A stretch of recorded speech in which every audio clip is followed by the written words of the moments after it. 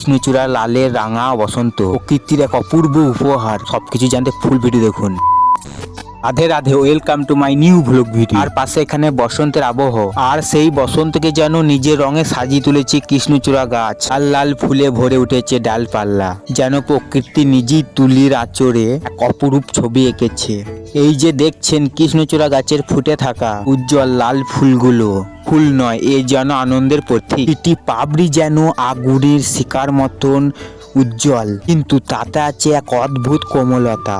হালকা বাতাসে যখন এই ফুলগুলা দুলে ওঠে, মনে হয় যেন প্রকৃতি নিজেই নাচছে। এই দৃশ্য মনকে শান্তি করে আর ক্লান্তি দূর করে দেয়। চারপাশে পাখির কিচিমিচি, দূরে হালকা বাতাসের শব্দ, সব মিলিয়ে এক অসাধারণ পরিবেশ তৈরি হয়েছে। এই দৃশ্য আমাদের মনে করিয়ে দেয় প্রকৃতি কতটা সুন্দর আর শান্তির উৎস।